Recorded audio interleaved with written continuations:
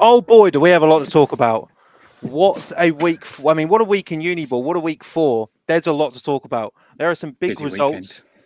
weekend. Busy weekend. Big results coming in. Obviously, we're going to go through as much of it as we can. There's a lot to get through, but we are going to start off with a special guest. So in Division 2, there was a team making their debut in Bucks this season, and they made their season debut yesterday in a 30-8 victory over the Kiel Crusaders. We are joined by Aaron of the Salford Storm. How are you doing? I'm doing pretty good for a Monday. Yeah, it's I was going to say, 24 hours. How has it been the first Bucks victory Monday for the Salford? Obviously had games last year, but the first official one on the books, the first Bucks points for the Salford Storm. Yeah, it feels different definitely to last season. The whole team's still running on a high. The group chats have been energetic today, to say the least. Yeah, it's been fantastic. The last kind of 24 hours for me has been the most rewarding day that I've had as a coach and pushing as a player as well. I'm just so proud of the guys, so proud of every single player, coach. You know, it's a lot of hard work that's gone into getting us to this point. It's just nice to get that first one out of the way. And now kind of, we're not satisfied with just the one. We're going to be pushing forward and looking at Lancaster on the 30th of November. So, like, did the players go into that game with, a bit more excitement, knowing that it was going to be the first? I don't want to say the first real one, because football is football. Yeah, you can get hurt in anything. But the first Bucks one, was there a bit of a sense of more excitement than, say, a regular game? Yeah, we tried to obviously not build it up too much. We didn't want to have the players getting in their own heads and creating a bigger event out of it than it actually was. It was a regular season game at the end of the day, but it was important. We looked at the schedule and thought, if we can win that first game, we go in then to back-to-back home games, which win your home games for us at this point, we probably have a playoff spot. So the first one was very, very important, with it obviously also being our first ever Bucks fixture. That added, the drama to it. But I said to the other coaches last night that the day just felt right. It felt from the very first minute, apart from me leaving the photographer back in Salford, which I take full responsibility for. The bus left early. I'm sorry, Katie. Other than that, like, pre-game went perfect. Timings were all good. I know it's like small things like that which can just derail you sometimes when it comes to like a pre-game. I felt like every single coach was on it, and every single player was locked in from kind of 9 a.m. yesterday all the way through.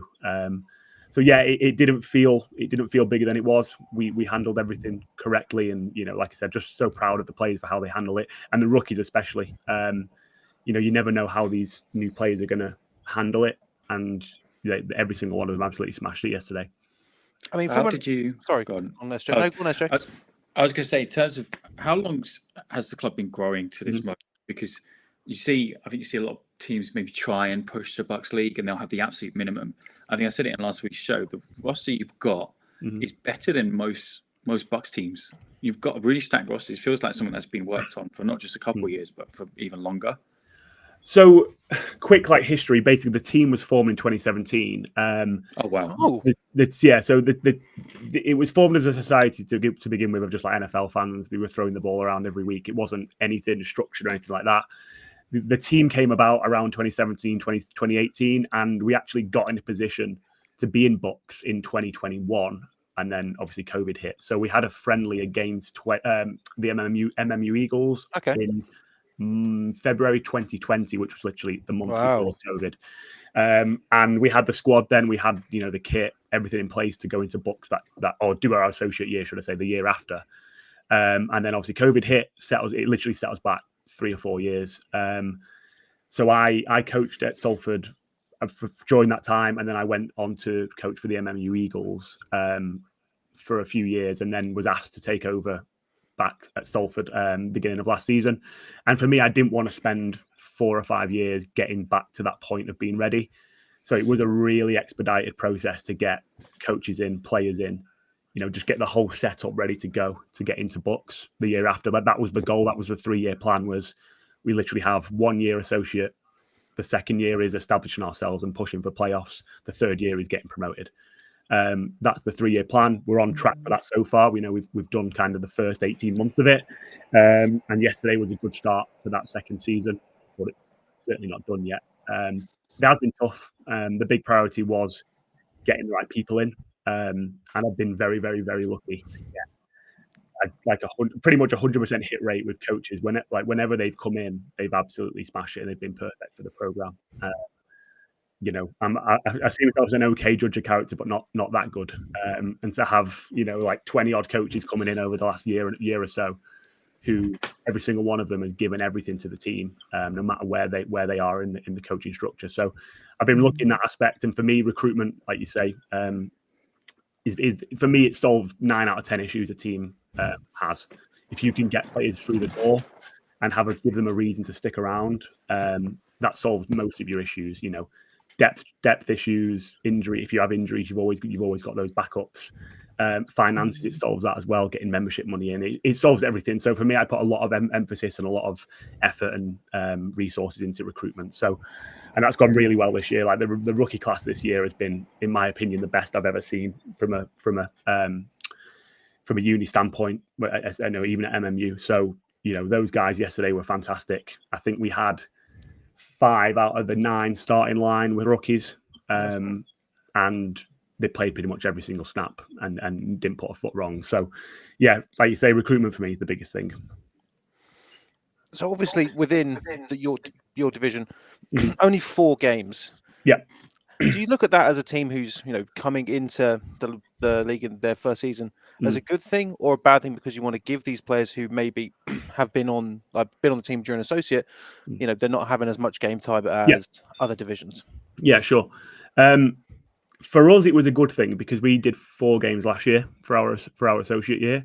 So for us, the pacing was exactly the same. We were kind of had that year of getting used to the bye weeks and getting used to the preseason and how long that is, and how it takes its toll on your players physically. Like we understood it, as opposed to obviously the teams who were in the league who had more last season. That was a bit more of a drastic change for them. So for us, we saw it as a positive thing. Now, we would have liked to have been included in the conversations, as I think every other team in our division and every other team who was asked, I suppose, or AU that was asked, would have liked to be involved. That would be the only thing I'd say was, we'd have liked to have been involved in the conversations and had our input, but the result for us worked out, and you've got to adapt and overcome it. So the decision was made. You had to just deal with it, and people might have agreed with it, but might disagree with it, but it is what it is. You've just got to make the best out of the situation, which I think we've done so far.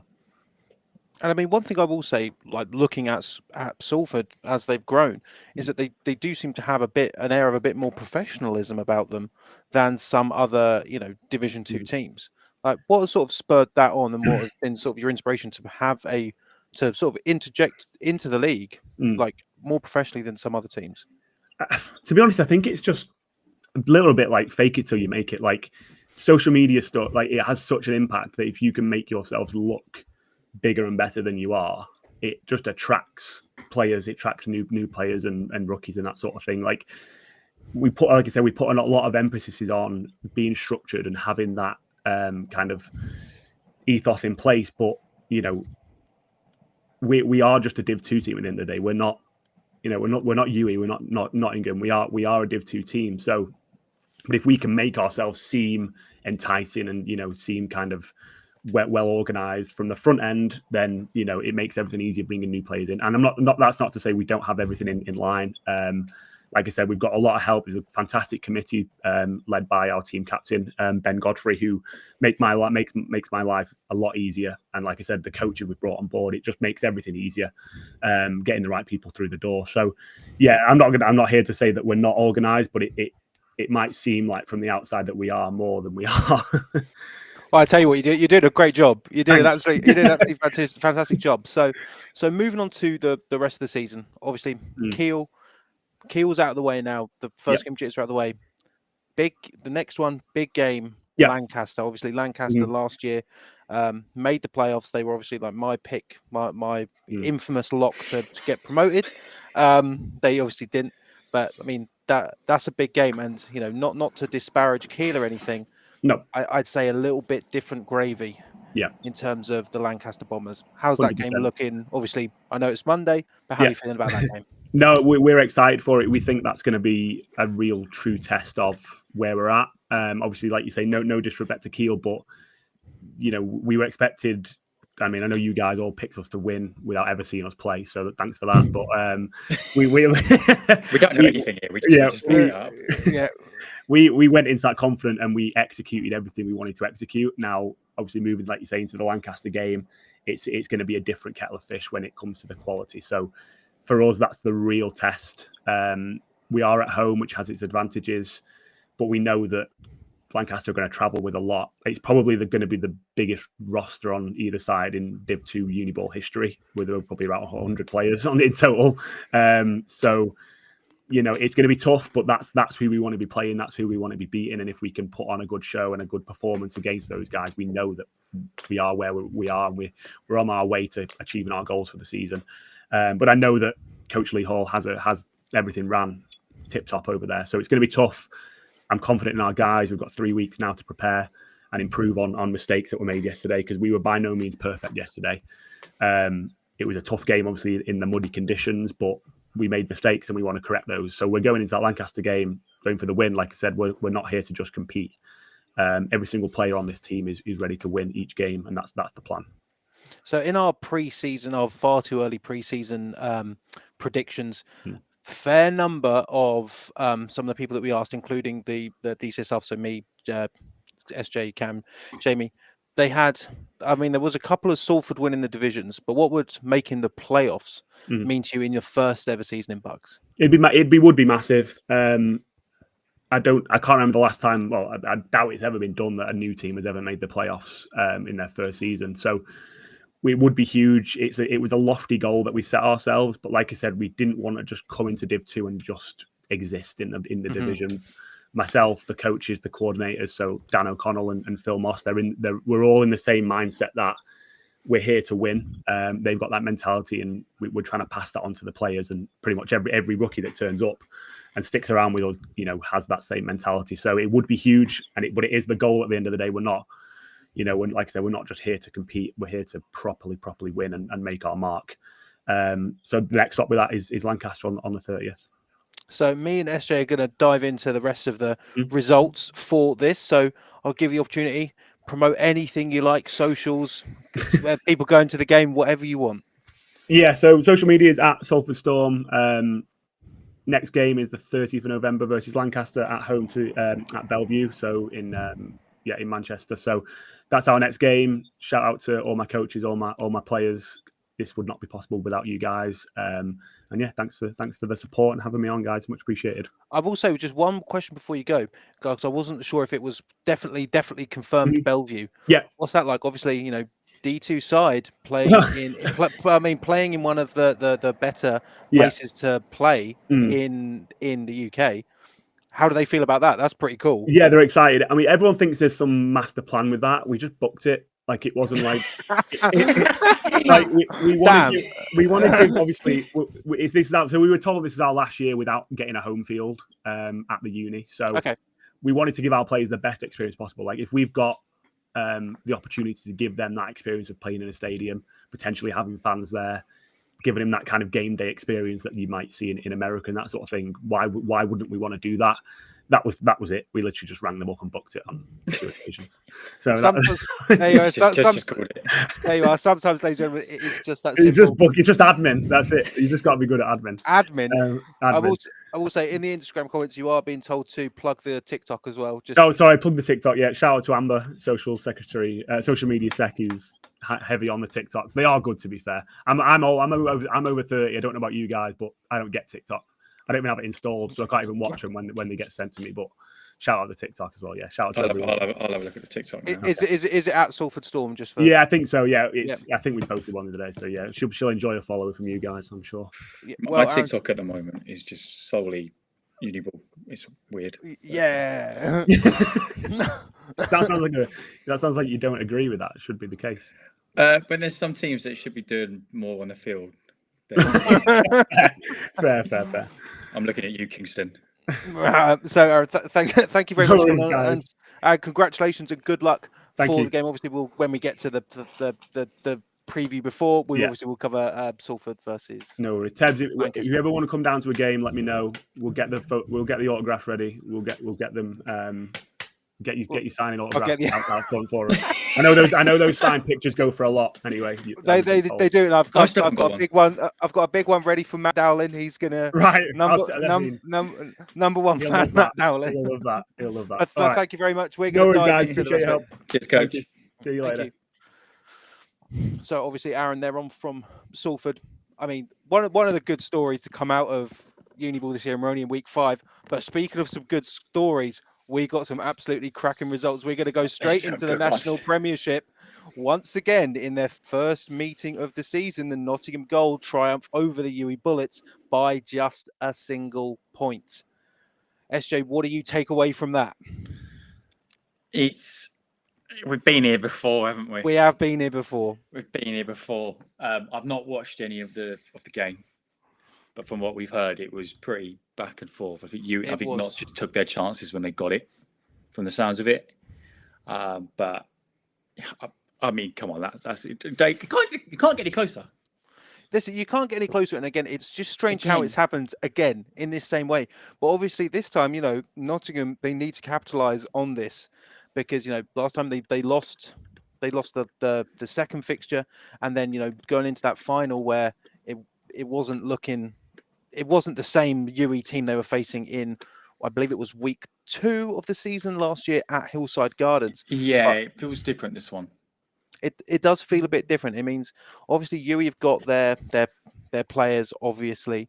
But, I mean, does this now light a fire under UWE like we have seen in previous years? Obviously, their next meeting is going to be on the back half of the season because I tell you what, there's one thing to be said, but the matchmakers at Bucks, when they get to UWE versus Notts, they don't put them close, and that's exactly how it should be. I always get told it was just a random generator, but I believe that less and less. No, someone's got to be dialing it up, or at least that's what I hope. But obviously, there's the other National Prem game. I think we have a bit of a sleeping giant here. Obviously, they've been dormant. We've seen who they're bringing in, and that's some high-quality talent there for the Durham Saints. 77 against Leeds Beckett, and Leeds Beckett are looking very, very shaky. Very dark over at Leeds Beckett right now. Yeah. Big things that we've been told. We don't know how much is actually public, so we won't get into it. But I mean, Durham. 46 points in the first quarter, and that's not me misspeaking. That's the first quarter, 46 points. Like, that's mental. Obviously, the when it comes to UWE versus Durham, which I think is on the 22nd, I want to say, of November, that is going to be a difficult one because if we see a Bullets team that has 2 in the loss column, I mean, we've not seen that. We've not seen that for a long time. It's not happened since. Oh my God, I've been tested. 2016, 2017. Yeah, it's been a long time since the Bullets have a 2-loss season, but it's something that we do have to start talking about now because Durham are looking really, really strong. I believe they've got Loughborough this week. That'll be the test, I think, because I always said Loughborough, very well coached team, the players are great. They're very fundamentally sound. So I think it's going to come down to whatever that score comes out to be as to how highly are we rating Durham. Because right now, I mean, don't get me wrong. Like I know in my power rankings, putting UWE at 3 is a bit of a. I didn't.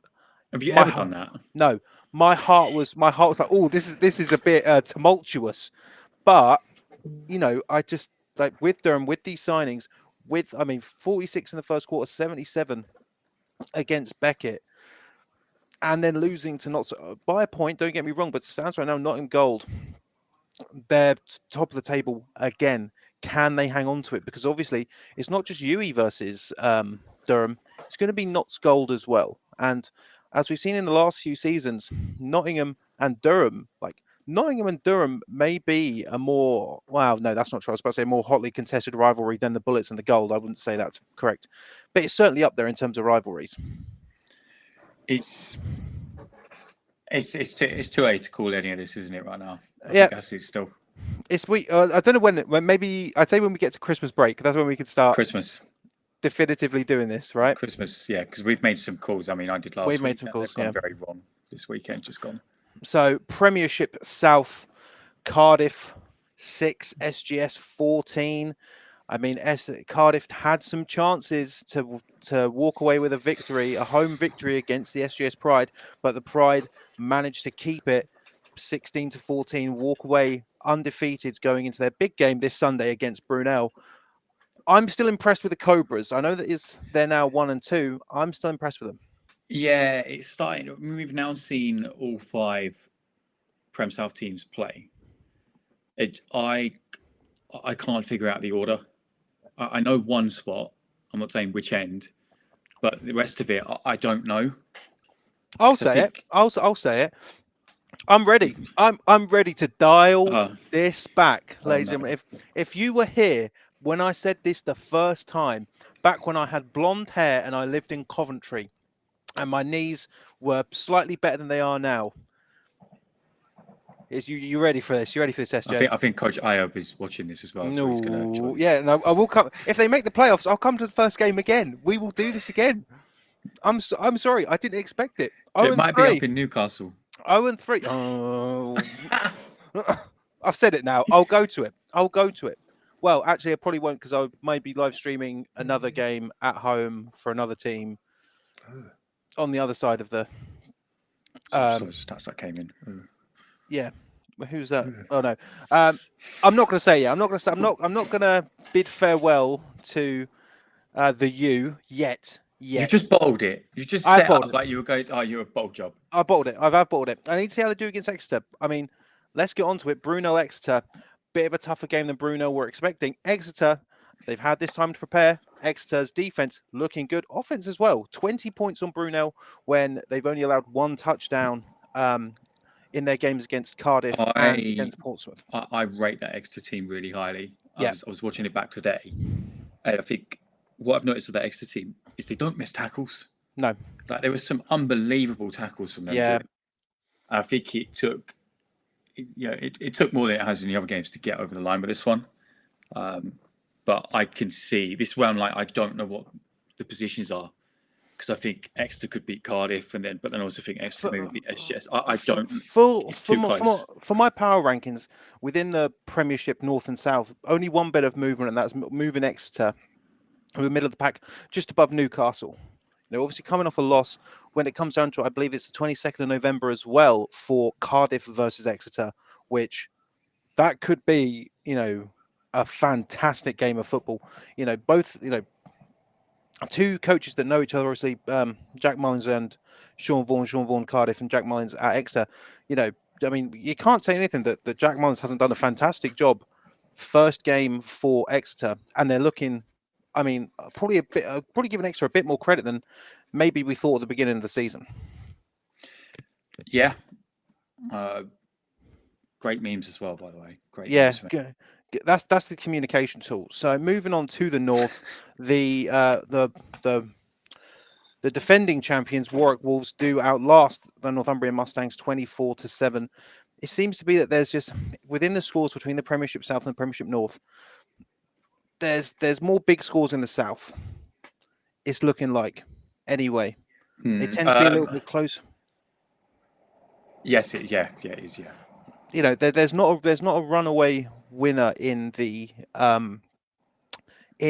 Prem North yet. I think it's going to be interesting. I believe Warwick is 2-0. they're going to the be one probably put mine on.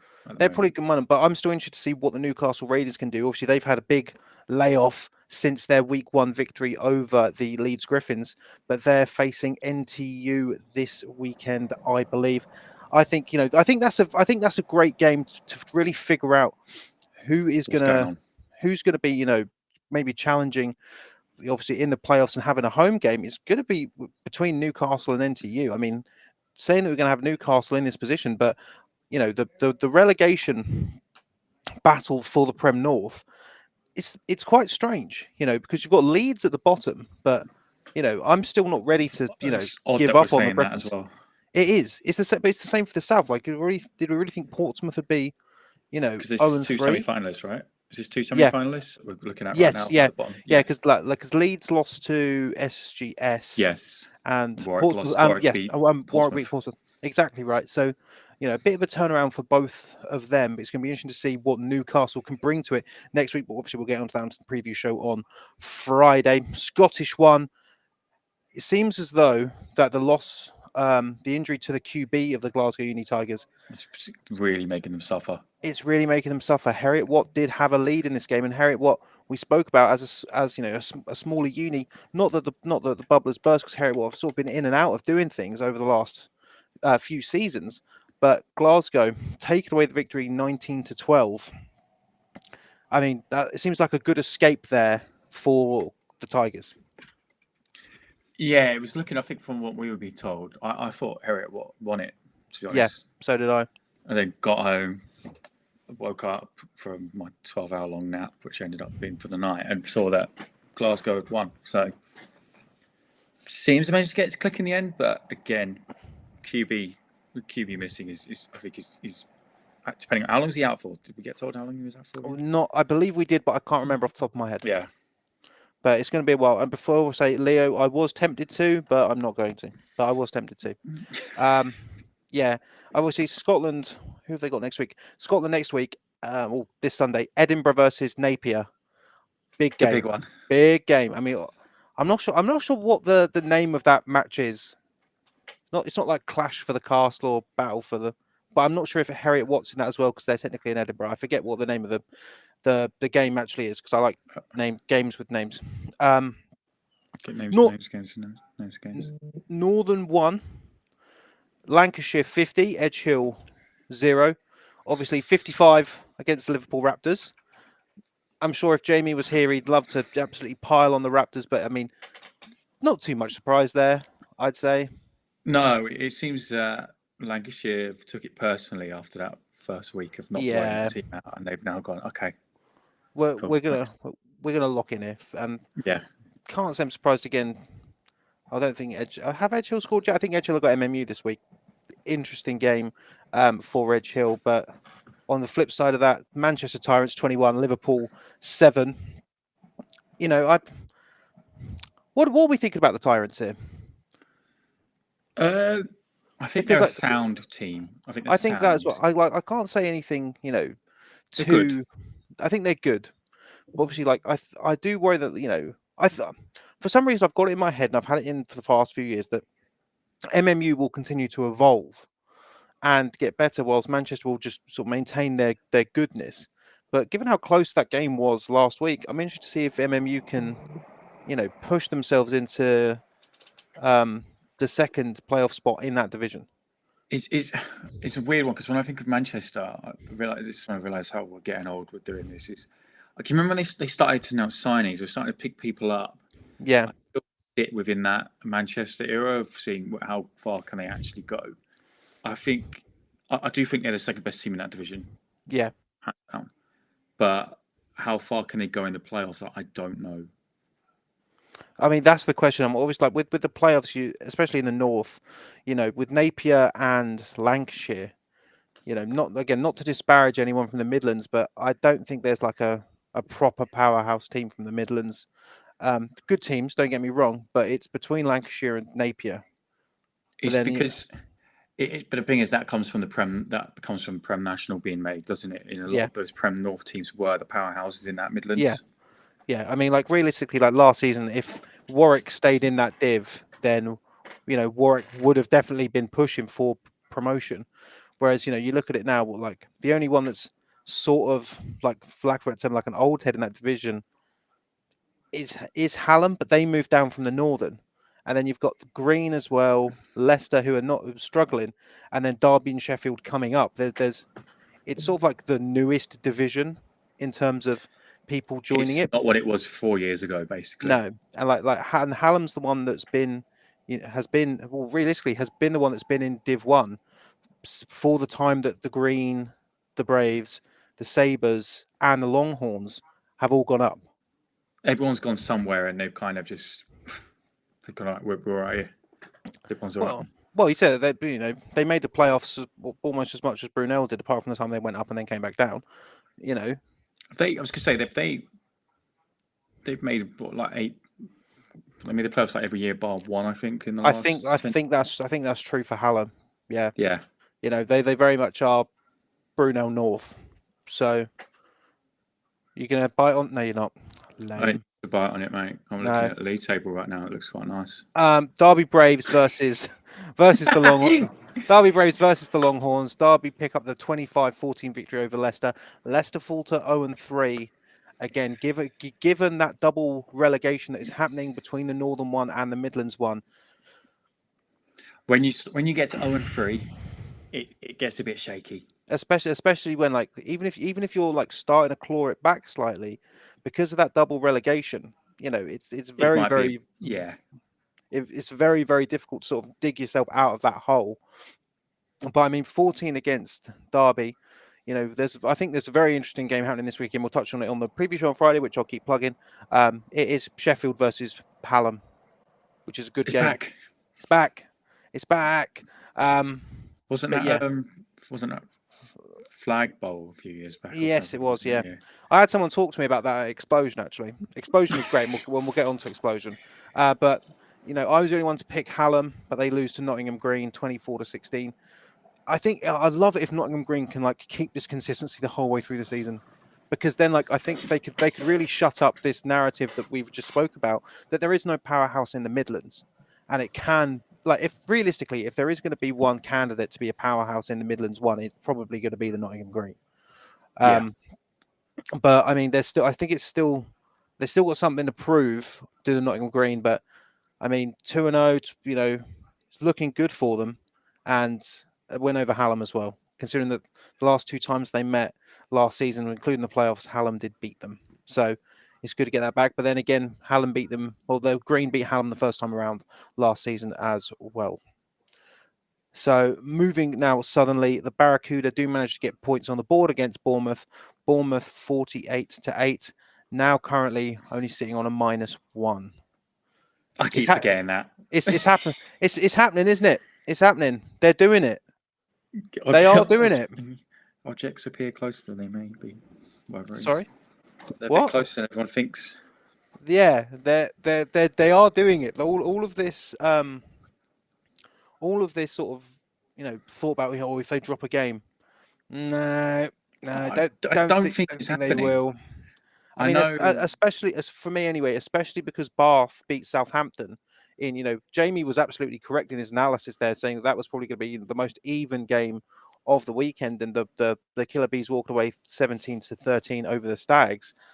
For me, considering Bournemouth beating Bath last week, I think Bournemouth are going to do it. People are going to have to be really, really worried when it comes to the playoffs. I'm just glad that division has kind of picked itself up after what I think last year we call a very down year. I'd say so. There wasn't much happening there at all. So Ali saying the Green are going to be Midlands champs this year. Our D line is too good.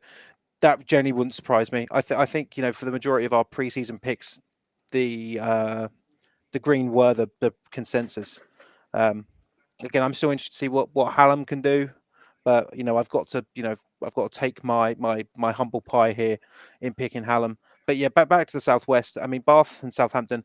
I like this from Bath picking up a win here. Obviously, that sort of takes them out of the relegation zone in my mind. Obviously, Plymouth are looking like it could be the case. But for me, it's such a shame because because Plymouth had such a great season last year, and obviously it was so fun to sort of have the rivalry of me always picking against Plymouth and Plymouth somehow managing to overcome, and then the comeback in the final against OBU, which they could not complete, but it was fantastic to watch. They It'd looked just be like a a shame. good team in that final.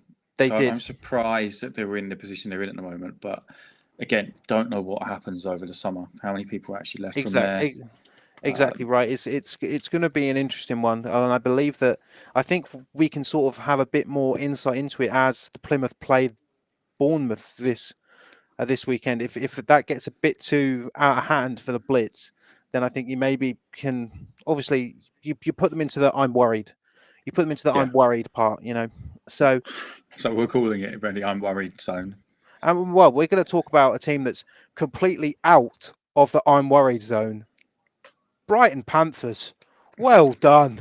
Absolutely. I mean, I didn't expect this. Shutting out the Kent Falcons, which was, very much the consensus pick to take the Southeast. 12-0 to Brighton. 2-0 for the Panthers in their new home in the Southeast 1. I'm impressed. I didn't expect it. I'm impressed, and I'm not ready to say Brighton are the best in the division. Not yet. I think that Kent could turn that around in the reverse, like 12-0 isn't enough. But where does people actually? Because we've still not seen KCL play with these two teams now, and I know that last week I was like KCL third. Yeah, I don't know. But here's the thing for me: even Brighton now being at the top of the table is not somewhere that would have expected them to be. I thought Kent would be able to have them here. I think it's going to be very, very interesting to see what Brighton can do for the rest of the season, because they take the Southeast 1. I mean, but they're a bit of a wild card. I think I said it earlier, maybe before we even started the show up, was that Brighton will do well in that division because that South division they came from last year was very strong. Yes, yeah. It's difficult to really quantify, isn't it? Like you don't know who. I think again, you don't know who leaves over the summer. You don't know who he's got. Because we definitely said it on stream that we think that the move to the Southwest 1 saved the Brighton Panthers from being relegated if they were still in the Southern. I don't know if I can actually say that anymore. No, I don't think that South is so much weaker than it was last year. I don't know how every team in there has shaken up. Well, I'll put it like this, SJ. Not your problem. No, for the first time in a long time, SJ, it's not your problem. I mean, being told here, don't sleep on us by the Brighton Panthers. I don't. No, we can't. I'm awake. I'm awake. I'm wide awake. I'm wide awake. We're wide awake for Brighton Panthers. We'll tell you that now. I think that's their running back as well, isn't it? And he is. Yes, solid. it is. He is solid. Yeah, definitely. So I'll get on to it. Explosion. Brooks 3-0, looking pretty good. I didn't expect Brooks to be here. I enjoyed myself. Obviously, Explosion's a bit more of a spectacle. It is still it is still the closest thing we get to an actual college game day, and I will stand by that.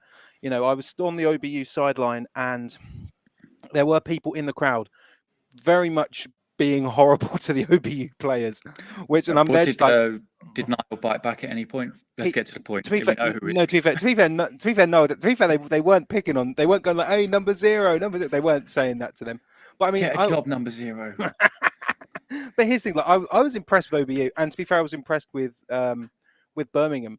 But then the thing is, with Birmingham, I do feel bad putting them at number 10 in my power rankings because, winning that game against Hearts, very much a miracle. I'd say to win that game against Hearts just because of the position they were in, and the kneel not going right for Hearts, but then only losing 6. I mean, there were opportunities for Birmingham, but then OBU did look like they had some holes. But at the end of the day, OBU were 3-0, and I didn't expect them to be here.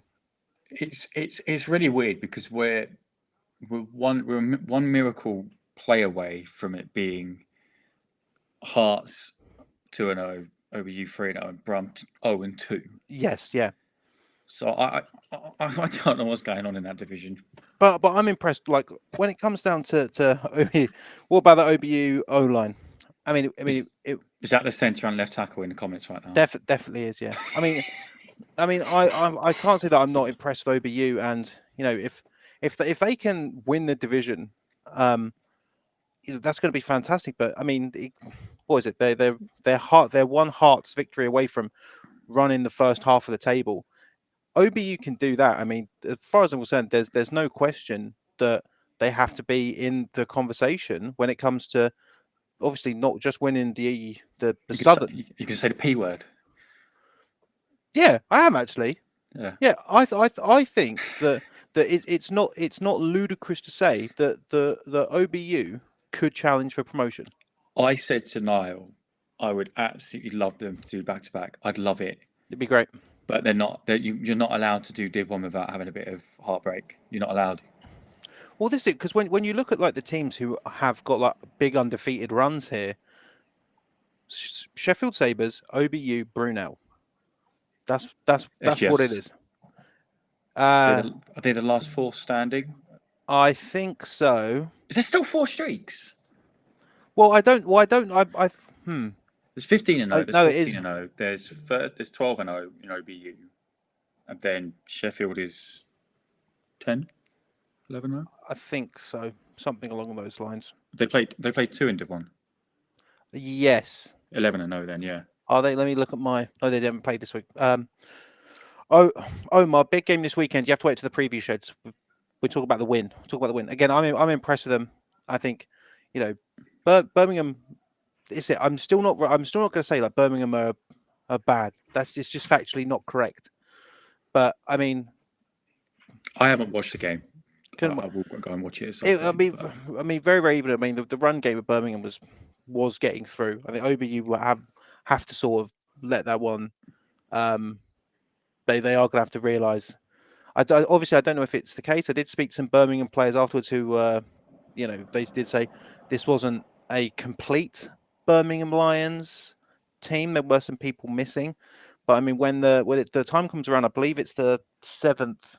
It's either the 7th or the 30th, or so the 30th of November or the 7th of November. I'm sure I'll be correct in the comments that it is going to be the rematch, and I'm not saying that we'll be there for it with a camera and a microphone, but I'm saying that I'd like to do it, and it just depends if I can facilitate the producers and things. There's going to be a camera and a microphone. It's just haven't worked out how big that camera is going yes, to be. Or how big the microphone is. So moving on, Lancers fall to 0-2. Hearts 7th of December. 7th of December. 3. Oh, yes. Perfect. So 30th, 30-13. Hurricanes over the Lancers. You've had experience here. Are you worried about Oxford? I am a bit. I feel like I'm being, but then I feel like I'm being harsh on UEA to say that. But UEA is in that division. I think we need to see a bit more of UEA first. But it will be a shame if that Oxford run is over, because I've always said some of my best games, my favourite games I've had in Uniball have been against Oxford. Yeah, but I think they're an awesome team. Yeah, I'd be very disappointed. I think, but it is strange to be like, okay, Oxford and UEA could be the relegation game. Obviously, only 0-2, but I mean, Oxford aren't making playoffs. I think that's what I will say. Yeah. Come down to Titty Park and see. Yeah, I'll definitely be there. I can say that I'll definitely be there for OBU versus Brum 2. I'm going to try and coin the phrase Ox-splosion, but I don't know if I'd get. No, you're not feeling that one? I don't know, Jamie. What was Cam's one? Implosion. Funny guy. Yeah. So I'd say moving on to Division 2, York Centurions do something that we've not seen since the classic 2-2-2 season for Aberystwyth. The second draw for York, 0-2, 12-12. Hull Sharks get the draw. Technically, it's an undefeated season still. Technically, it is.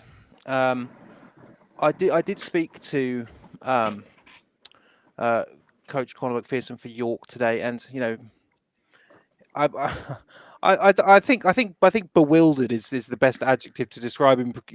Coming into a season, your new head coach, and I did say this, and I do think this for York. This is a loss. For Hull, not to lean too heavy into the memes, that's a win. I just I don't know how I'd feel if I was on a team and I've played 2 games. I've not won either of them and I've not lost either of them. Yeah, I don't know how I'd feel. it and the thing is, draws are such a pain when it comes to playoff positioning. Such a pain. Because technically that goes down now because they've had 2 draws. They've technically had 1 loss in a way. Yeah, exactly right. And then you've got Sunderland, who were the other draw against York. I believe it was 14-14 against Sunderland. That door opens a little bit wider promotion-wise for the Spartans. But Hull being able to compete with York means that Centurions versus Hull game is going to be very, very interesting. And obviously we're not counting them out, but obviously there is a possibility here. Like we've played 4 weeks, and no one in that division has won, and no one in that division has lost. So there is Nothing's happened yet. Could York St John do it? I'm just saying. Could York St John do it? Can they do it? I mean, there's some space there for both Sunderland and York St John. Did the Sharks make the field goal? I feel like he said this, but he might have said this in my 24-hour state of not being here. He probably did, but yeah, I'm not. Just, blur of a weekend. Yeah, just because I don't know how. It's there. You can talk about it, Jamie, but yeah. Obviously, we've already touched on Salford versus Keele, Midlands 2. I mean, we did speak to Cambridge, and obviously they came away with the win. But I mean, I think they think that they could have done a little bit more. 6-0 against the Coventry Uni Jets. Coventry obviously losing their first game back in D2. We all had the Coventry Jets. Back my hometown. But this is it now. You look at these 2 Cambridge sides with ARU beating DMU, and we are Cambridge is up. Well, this is, and we do have to say, it is great news that the player at the end of the DMU game is okay. If anyone heard that, DMU did put out a lovely post thanking Coventry, Cambridge, and ARU. So yeah. So let's get that out of the way. So absolutely fantastic, teamwork there from everyone there, which is what we all like to see. But going back to the football, ARU 2-0, Cambridge 0-1. Obviously, Lincoln losing by a point to ARU in their first win, looking currently like it's Cambridge up. And that game, which is obviously, it is again a game with a name, the Coldham's Cup between the Pythons and ARU. Where are they playing it now? Because they said they got a new stadium. Well, they have got a new one, but I believe both teams played on Coldham's yesterday. Okay. So there is a new one. To be fair, I did speak to the Pythons before the season started about would the name of the game change, and they were just like, no, we're just going to call it the Coldham's legacy wise and stuff like that. So, but it could be more than just for that cup, right? Which I think is going to be very interesting. But those teams know each other very well. Obviously, being in the same city, it's. I would like to see ARU go up, because I feel like last time ARU were in there, they came up in 2019-20, and then COVID killed them. Yeah, because they played in Division 1 and they got apps. I don't think they even saw the season out. Like, it was a really, really tough year for them. So if that could flip on its head and they come back up, then amazing. So moving on to the Southeast. No, I didn't see this coming this season because they've had a couple of iffy seasons here. Imperial looking pretty good. 2-0, defeating the Essex Blades 19-12. I tell you what, I do think we've got some good stories developing this season, and I think a good feel-good one here is the return of the Imperial Immortals. That's how I feel, anyway. I like Imperial. I never hated them. I never hated them. I don't know where this comes from. No, but I'm not putting that. I'm saying that I like Imperial, and see them go up would be fantastic. I know that I said it last week. They got a great player. They got a great couple of players. They're balling. Sometimes that's all you need. Obviously, Jamie's not going to be thinking that way, but much in the same way as the York Centurions and Hull Sharks, another 12-12. The City Wolfpack drawing with the Greenwich Mariners. and that's pretty good for City, I think. But then again, I'm aware that I do overvalue the Greenwich Mariners. I'm aware of that fault about my character, but I mean, it's still good for. Well, you love that. That's my character. My red flag is that I overrate the Greenwich Mariners. Your red flag is that you get attached to teams that went on runs 4 years yes. ago. I 100% admit that. I 100% admit that. I've got love for teams from right back at the start of doing all this. You're going to tell me you're expecting BNU Buccaneers to win this week? I'm not that old. 20 years. No, I'm not that old. But You're saying Northampton. Well, they're the Northampton Nighthawks now, but Nemesis and then Huddersfield Hawks. They come back. I'll back them as well. Yeah, I remember them. I can't think of anyone else. UWS Pyro. Oh, Chester. I know that Chester are about. I've actually got my UWS Pyros jersey on the stairs there because I just wear it around the house sometimes and I just dance in the mirror. No, I don't. Yeah, not really much to take away from City and Mariners. There's not much really to take away from a draw for the most part. But things happened. Football was played. People scored points. Football was played. Experience was gained. And last but by no means least, Southern 2, Holloway 12-6. And I'm aware I did get it wrong on the score graphic, and I'm sure, given that the Royal Holloway Bears did win the game balls from us, that I'm sure that they'll be willing to forgive me for that. But they did win. Holloway 1-1. I'd love to see a surge from the Bears, but I mean in that Southern 2, between Reading, Sussex, and arguably Surrey, some big boys in there. There's some big boys in that division. I don't think that Holloway would be able to do it personally, but it'd be nice to see them if they could. Do you ever feel like that Southern 2 is a division where if you were to move some of those teams around a little bit, they'd all go up at the same time? Yeah. Like let's say you put Reading into the Southwest 2. I mean that division, obviously, Swansea. I don't know how to feel about Swansea yet. Beating Worcester, then this is.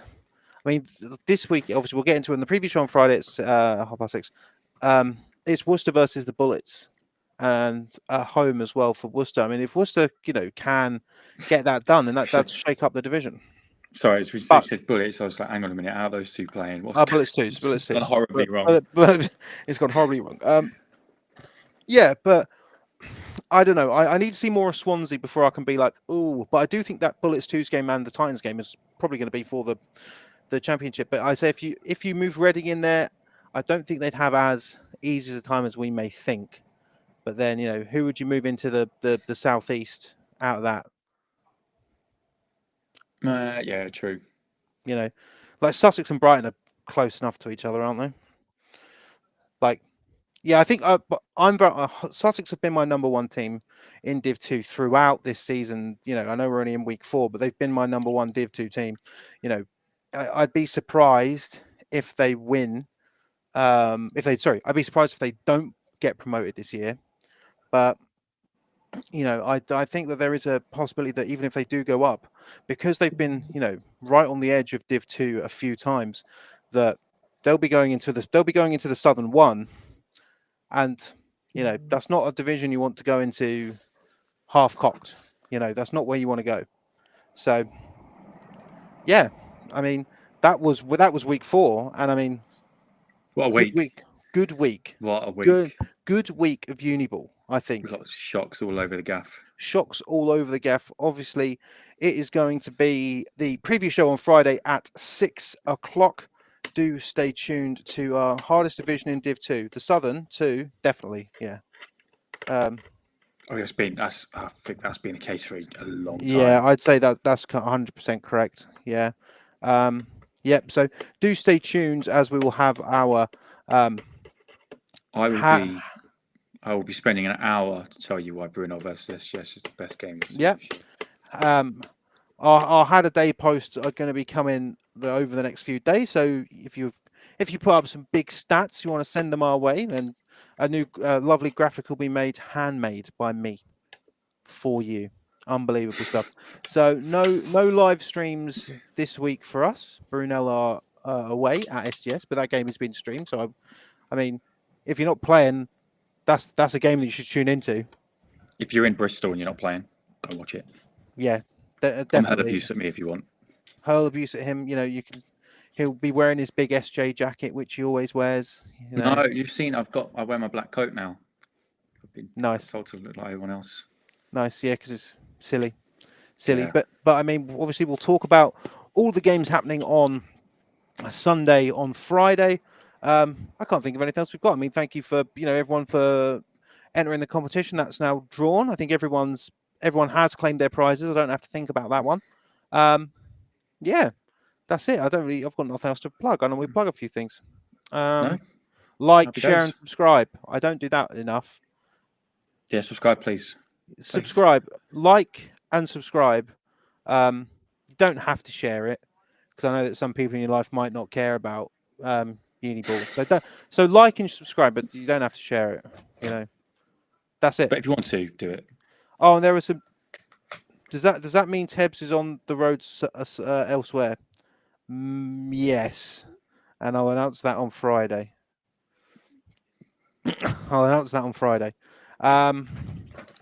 That's it. I was going to say something else. We had such a great show and we can't end it. Thanks, everyone. Thanks, everyone. Oh, there you go. This is how you do it.